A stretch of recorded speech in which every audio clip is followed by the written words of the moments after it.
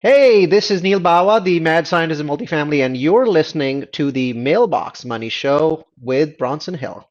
Welcome to the Mailbox Money Show. I am your host, Bronson Hill. Super excited to be here with you today. I've got Phil Risher, who's awesome. I was on his podcast recently, and he has Phlash Consulting Company, which is a digital marketing agency. So what really they do is they come in with purchases with private equity. They'll buy a company and they'll say, "Hey, we're working with this plumbing company or this other home services company," and they'll say, "Okay, Phlash Consulting will help them to grow their sales, to help grow in different ways." So that's really important. One thing I've learned recently is that some of these companies that have 3 or 4 million in earnings per year can sell for 3 to 5 times earnings. But if you have 8 or 10 million in earnings, you sell for sometimes 10, 12 times earnings. The same businesses, same everything, and the multiple is 2 to 3 times higher, which is incredible. So this growth, anybody who can help kind of grow that is really a part of helping increase the value of the business. So we're entering more in this space. We've talked a lot about that. We were going to buy an e-commerce company that was importing from China, and of course that shut down because of some of the tariffs and things like that. But we're always learning and growing. So anyway, side note, he has also been featured. Phil has been featured in outlets like Forbes, CNBC, and Yahoo Finance, the Wall Street Journal. He has a blog or I say a newsletter, excuse me, that generates over 4,000 a month in passive income. So we're gonna have a great conversation today. Really excited to have you here, Phil. How's it going, brother? Yeah, good man. Really excited to talk with you. Yeah, excited to talk with you. I really enjoyed being on your show. You asked some great questions, but let's get into your background. I don't know that people start out saying, "Hey, I want to be a digital marketer for home services businesses." So how did you, or maybe that's what you said when you were like five, like this is what it's going to be, right? I'm going to do this when I grow up. So how did you get to be doing this? Yeah, coming out of college, I had student loans. I had about $30,000 in student loans, and I only had two offers for jobs. One of them was working at Enterprise Rent-A-Car in their management trainee Yeah, program. my Yeah, brother did that. Same job. He did the same job. Yeah, it's a everybody's a tough management job. trainee, right? You're a manager in training, right? Yeah, basically you clean cars and get your ties sucked up in the vacuum is what the job is. But I worked through that program. I ended up being one of the top branch managers in the DC metro area, and we actually get paid off the bottom line of the business. So whatever you produce inside of that business, you get paid off of the profit. So it Wow. taught me how to run a local service business and how to look at a P&L and analyze it and make adjustments with my sales process, my customer service, my B2B partnerships, all this stuff. I was 25 running a $3 million business. Amazing. And Wow. at the time, I had reread Rich Dad Poor Dad, and he Yeah. talked about that, I'm not the best writing author, I'm the best selling author. And he said one of the best skills you can do is know how to sell, which I knew how to Yeah. sell to like residential customers and stuff, but I wanted to learn B2B sales. So I went into corporate enterprise and I sold fleet management services to large home service business, like 10 to $100 million home service business. I was calling on the CEOs, setting meetings, selling them fleet management services. At the Yeah. same time, I had paid off those student loans that I had. I ended up saving up and buying my first condo with cash. And I started a blog about personal finance. And I Okay. was writing, this was pre-ChatGPT, writing 3 blog posts a week, doing email newsletters, social media content. And I ended up getting about 30, 40,000 people to my website every single month. Wow. I would go to these meetings with these business owners and ask them like, "Hey, what are you doing for digital marketing?" I was just featured in Forbes and started kind of talking to them and learning the home service space. So I ended up leaving my job at Enterprise and I quit my job. I bought a tiny school bus and made a little tiny home. And I Yeah. traveled around the country with my dog, hiking and creating content. I was basically like influencer before influencing, which Yeah. never Yeah. Yeah. took off. But when I got back from that trip, one of my clients was an air duct cleaning company and he was a $3 million home service business. And he reached out to me and said, "Hey, I need someone to be my director of business development to help me grow. I've been in business for 25 years. I'm stuck, I'm stagnant at 3 million." So I went to work there. In the first 3 months, all my worlds collided. My enterprise management trainee, running a business, looking at the P&L, analyzing its sales, my digital marketing of getting people to my website, converting them into email subscribers and into leads, all came to Yeah. a head. And in the first 10 months, he went from 3 million to 4 million in revenue, 300,000 to 900,000 in profit. And I was like, "Dude, we're just scratching the surface." And he's like, "Dude, you need to chill because I'm making $1 million. I never thought this was possible." And he basically like fired me, kind of like, "Hey, you need to go do your own thing and I'll be your first customer. Here's a couple referrals." And that's how I got started. Yeah. Wow. Okay. Amazing. Yeah. What's funny is there's a lot of lessons from that, Phil. I think one of the best ways a lot of people don't realize is like, how do you make money? You get around, it's a Jim Rohn quote. It's a paraphrase, but it says, make yourself valuable to valuable people.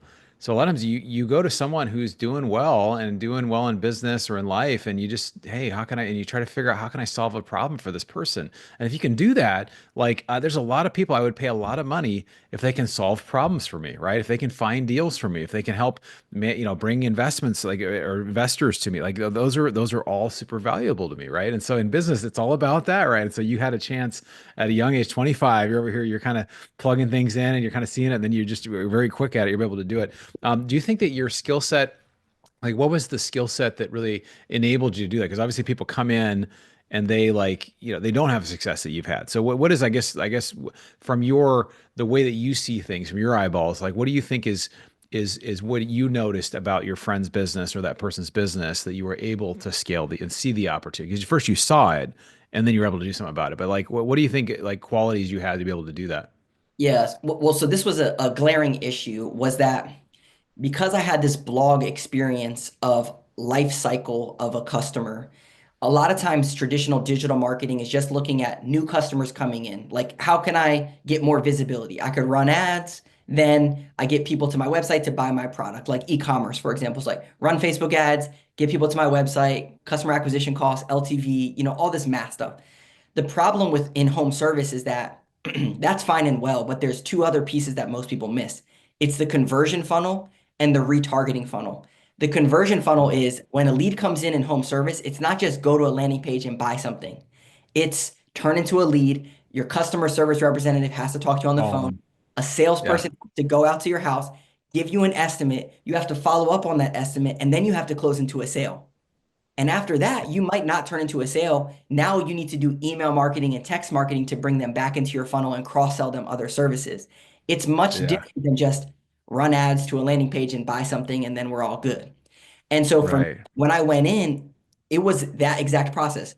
Do a bunch of ads over here, try to get these customers and leads to come in. But those two processes, the conversion funnel and the retargeting, it was non-existent. And once we fixed those two processes, it was off to the races. It's unlimited. Yeah, that's incredible. Well, I think in anybody who's a business owner can appreciate this, that there are constraints, right? We have things that like really the goal is just more sales or more business and, being able to deliver on that, right? So it's usually if you have the constraint, if you have, for example, an e-commerce business is which is kind of what we're working on. Like if you either can supply the products and you get the sales. The most important part is selling the stuff. Once you sell the stuff, you kind of figure out how to get the products. I mean, just make sure people don't get too upset and take them too long to get the stuff. But I think it's being able to kind of sort that out. So obviously, I can tell you're very good with that. So I know you're also there's a lot of private equity that's working with you, and they'll hire you as a service to come into these home service companies to help them to grow their sales. Is it the same process kind of that you're using before, or are you doing anything new? You've created this engine now, so you just kind of put people, here's what we're going to do with you, and you just kind of, okay, we've got the system, we just put you in here, and we kind of work you through and get you more sales, right? Yeah, well, so there's two sides of it. So we've been on both sides. So we helped home service businesses scale. We helped one HVAC company go 3 million, 6 million, 8 million, sell to private equity. And the way that we did that was through creating these three parts, which is visibility, conversions, and retargeting. And Yeah, any good private equity, search fund, whatever, they're going to look at this as a good marketing plan and come in and implement this inside of a business. So if you're a home service business, you want to set this up so that way you can grow your business and you have it ready to sell. Now, when we come into the business, there's a couple things that a lot of the PE companies or search fund guys that are not used to home service that they miss. And that is the customer service representatives, because they just think, oh, I'll get more leads. But the problem is you need people to answer the phones and to schedule appointments for your technicians to go out on the job. And the yeah, second piece is the sales process in the home service. It's very intimate and there's a lot of steps that go into it. You don't just like fix the sales process. You have to know what to do. So you have to fix these things. Most companies don't have a lead problem in the home service space. They have a lead management problem. And so what yeah, they need to do is fix that workflow. So I'll give you an example. Let's say it's an HVAC contractor. It's Sunday night, they fill out a form on your website. Monday morning, you come in and you call them and they don't answer. Oh my gosh, what do we do? Do we just leave the lead there or do we have a process to manage the lead? And this is the things that businesses need to fix. And a lot of times with yeah, PE or search funds, they don't know the exact way to do things because they've never run a home service business before. And so they're Right. looking at it, with the numbers saying like this should all work, but they don't have the processes to fill in the blanks. Yeah. So you do you with that lead then the example you gave, you'd put them in, you'd say, okay, we're going to have some automated thing, call them, we're going to send them emails, we're going to just kind of call them every couple days for the week. And then after that, every once a month, or we're going to, whatever you kind of figure where that follow up is going to be. That's right. So like in that specific example, there's a company that we worked with and we helped them increase their lead to close ratio for 21%. And what they did was when a lead came in, they set up a text, email, voicemail drop nurture sequence. So that way over 21 days, they're following up with these leads and then converting them. Same thing with their estimate process. And the big part of this, okay, Phil, yeah, we can implement that ourselves. There's another factor, which is your CRM. So in home service, there's this CRM that's out there, which is your dispatch software or how you maintain your customers. It's different than just slap HubSpot on it. You have to have a specific one for home service. But now you need everything to work together. You need Yeah. your lead nurture sequence to work with your CRM to make it make all Yeah. sense. These were all the things that I had to solve in the business as I'm going through that we solve for businesses now. Well, it's funny too. I remember, so if anybody, I'm sure a lot of listeners can relate with this, especially if you're, I'm 44, but if you're older than me or the same age as me, or maybe you're not, but just a lot of people say, well, I'm just not a tech person, or I'm not a whatever person. But it's amazing how there's so much like we've raised $50 million because we were willing to learn the tech stuff, right? We've been able to learn that and be able to target, retarget, to go after, investors and provide value and do our email newsletter now to 7,000 people weekly. And it's like, it's been great. And then people reach out and they say, hey, I want to invest in your deals. And so this is kind of how things will work a lot. What's one thing that you've learned, I guess, going back to kind of the investor side, like, have you invested in some of these deals as well, or you get equity in any of this, or is it all kind of fee-based stuff, or how do you do it? We've had people that ask us like, "Hey, instead of fee-based work, would you take equity in the companies?" The hard thing is that when you take, in my opinion, when we were to take equity, you're betting on the jockey. Like we would be betting on this Right. business to execute on things, and it would need to be a really good jockey for us to want to do that deal, Yeah. not just like doing work. Because in marketing specifically, any good marketing company can help you produce leads. What they Yeah. can't do is help you produce sales and Yeah. closures. They can build some of this stuff in, but like if you don't have a good jockey that can put all this stuff together and execute, it's really hard. So I've kind of shied away unless it's a really good opportunity, which I haven't found one great with a jockey, but we've had the opportunities and we could go to the market with this type of thing, but it's just a lot of, I mean, you get it. It's the jockey that you Yeah. would want to partner with. Yeah. Yeah, well, it is, and that's where when we choose businesses we're going to buy or partners we're going to work with, we do a lot of vetting and diligence to make sure we're working with people that we like and trust. And even then, we've had deals that we like with them, they don't end up going well sometimes. So there's risk involved, there's things there, and so yeah, if you can take the money, I'd be wondering if there's a situation like you said, betting on the jockey, where it's like, well, we'll give you way more if you do it with equity. And it's like, oh, that makes sense. But private equity groups, a lot of times the issue is not money. Like they have a lot of them have plenty of money to like a lot of Exactly. money to like it's not Exactly. an That's why issue. I'm like, we'll, They we'll take the money, get the profit, and then if I want to deploy that in another way, I can. But yeah, try to keep it as clean for us. Yeah. Do you guys, I was going to ask you something about that. Oh, do you guys take performance fees as like a performance cut based on how it does as well? People have asked us before to do that. The problem is that there's two sides to this. First, we don't want to just be seen as a lead machine because leads in and of itself is not what customers really, what businesses really want because you want Follow quality up. leads and you Yeah. want to actually close them into a sale. And so, but inside of the sales process, again, there's so many parts to it. That's like if we were to take a fee, then it's like, oh, well, the leads are not good, or the sales process is not good. The salesperson's not good. So are we going to actually close these things? And so for us, it's like we try to come alongside you as more of a marketing partner than an actual like performance pay sales machine because there's so many moving parts. So I know a guy, this is what brings back to investors. So a lot of people are very interested in buying a local business, right? So I know a guy who lives in Northern California, Central California. He knows a lot of people. People, hey, I've got a plumbing business, I've got a construction business, I want to sell it, whatever. So you'd be somebody they work with on the marketing side. But what about on the operation side? Because I'm sure there's times where like you'll see it and you're like, oh, we fixed the funnel, whatever. But then these guys do terrible work and they don't like, the staffing is a tough issue. Are there groups like you that come in and help on operations and do all that too? Or I imagine there's probably consultants that do that. You guys have people you work hand in hand with on that? Yeah. The hardest part to this whole equation is that that person that you're referring to really needs to be on site. Yeah. So there's a guy in Central California who wants to buy a company in Florida and then manage it, off outside of it. Yeah, which is great. But you need someone in there every single day executing. And that's the hardest part about buying these home service business, which is why search funds or PE would, find an MBA and entrepreneurship, plug them in, blah, that whole equation works really good. But I would really stress that you need to have someone that's on the ground that can execute on a daily basis, not be someone fractionally outside of the scope of people.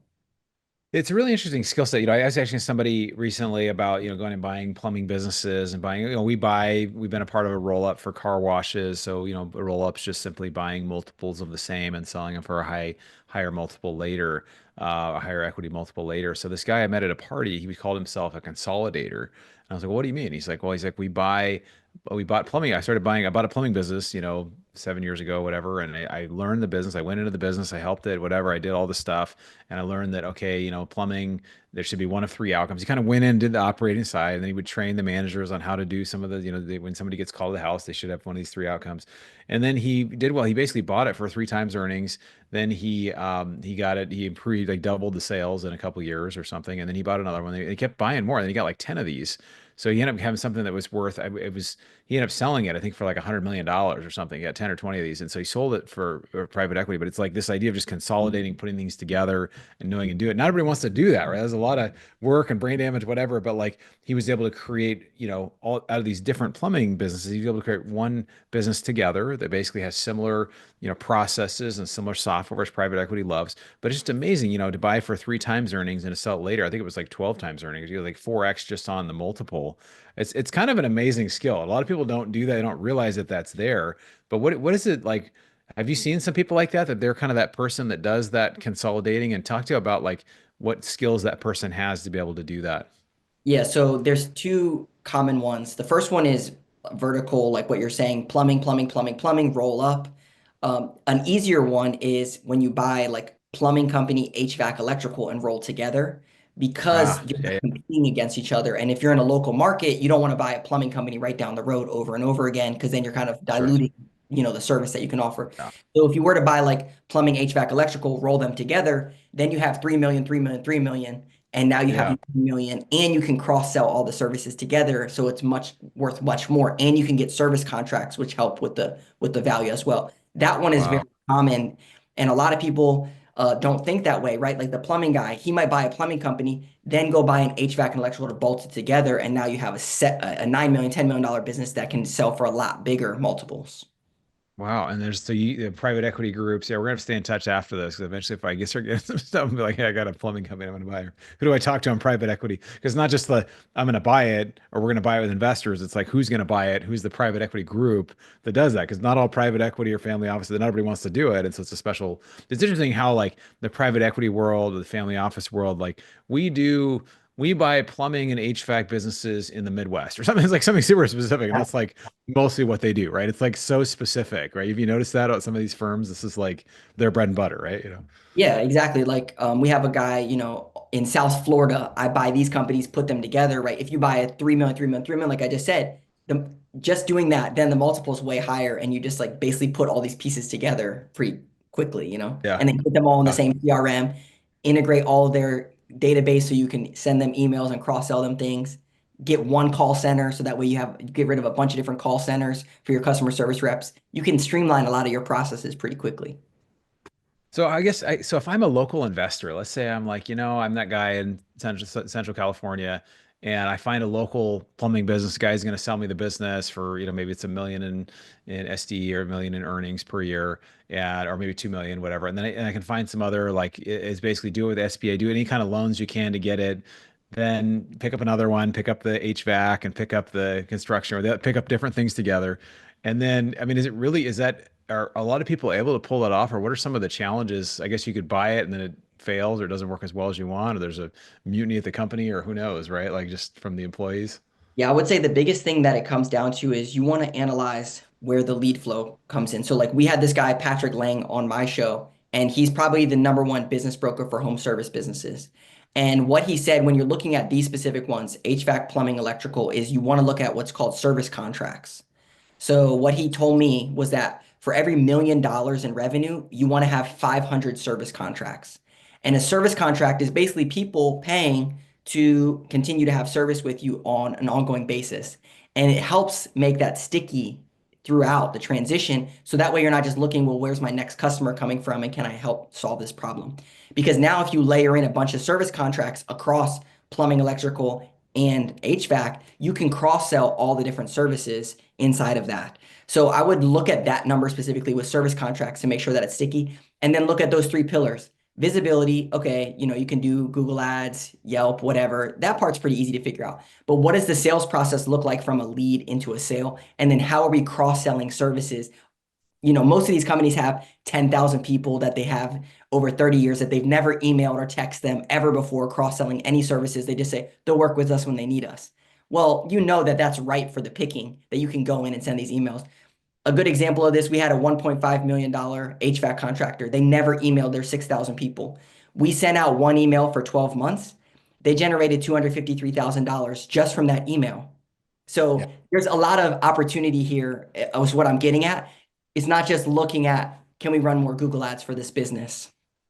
Yeah, and that's the amazing thing too about creating value. There's value that people don't see. And so, for example, this e-commerce business we were planning to buy that we at this point is on hold and we probably won't buy it, but they were not really valuing one part of the business where they had an email list of 3 million people. And it had 1.5 million active emails. And it's like, well, there are groups that will basically take that list and they will email them kind of, daily or frequently. They'll create a newsletter around those type of, this is beauty in the beauty space, the beauty products, beauty, whatever, and they'll cross sell them on other non-competing products.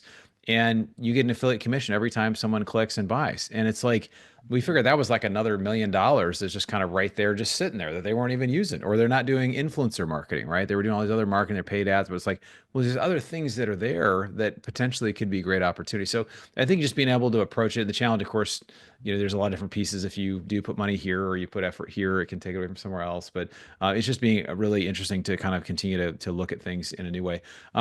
Where do you see all this going with AI? With obviously, I mean, I shared my friend he has an idea where he's going to create a service, some sort of marketing business where he basically goes and gets all these leads for different, plumbers, whoever, all these different groups, and then basically controls all the leads, and then he can basically sell them to different or plumbers or what. I mean, that's what people are already doing. But if he manages all the front end, their website, all their lead management, kind of similar to what you were talking about, but does that kind of devalue then the actual trade itself and commoditize the whatever the work is being done itself, right?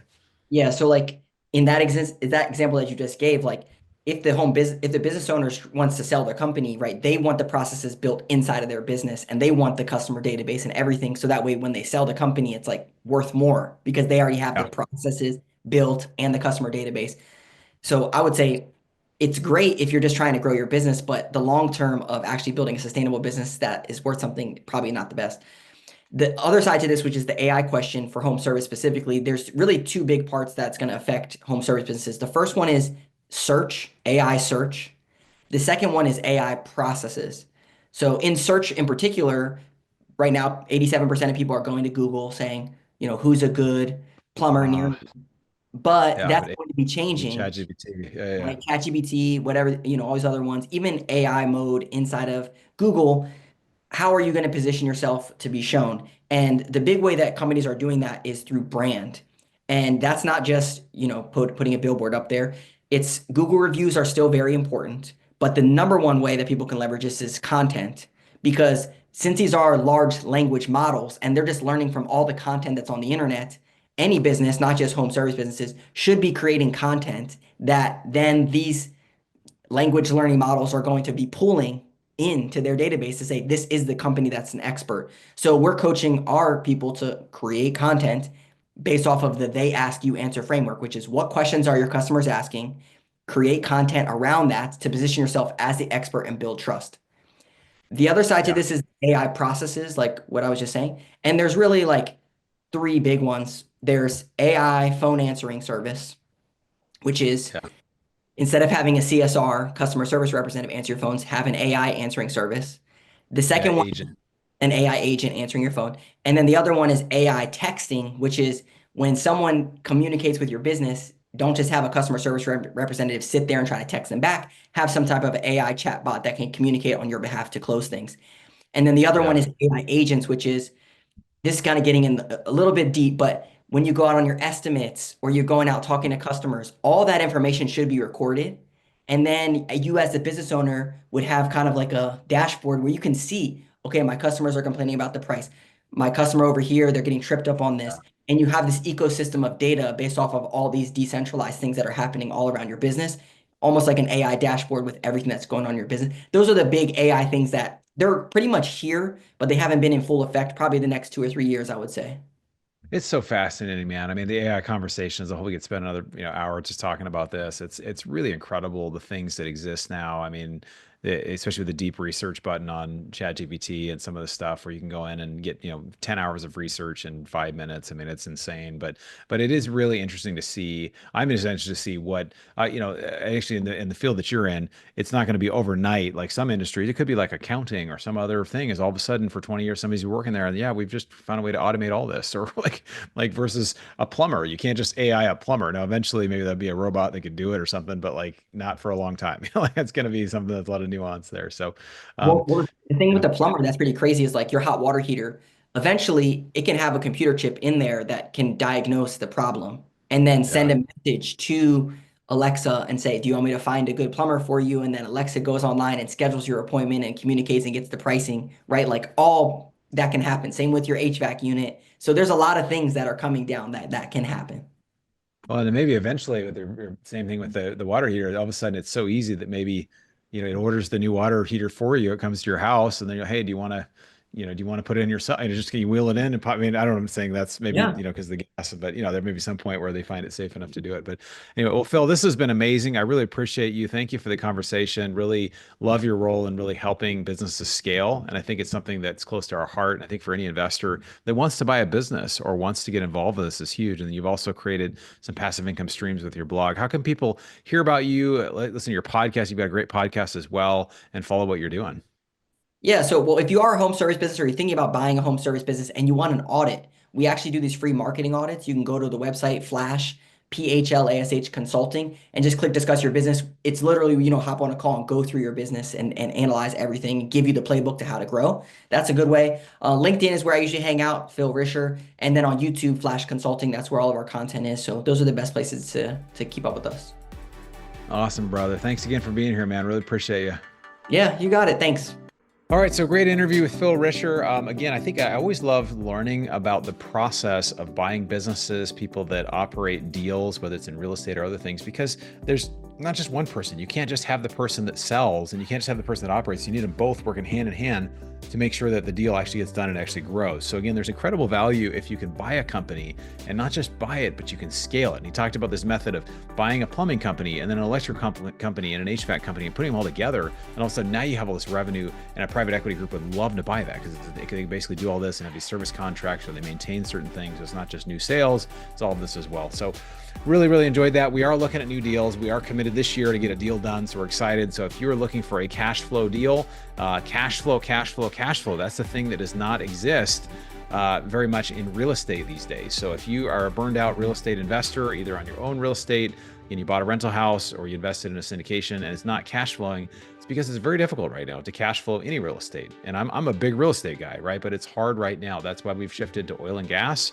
We've shifted to owning oil and gas for the tax benefits and cash flow, or the mineral rights. We've also done some shifting to buy businesses, because businesses often are incredibly high cash flow. So if you haven't joined our investment club, check it out down below the link. You can go to bronsonequity.com, click the join button. We look forward to starting a relationship with you.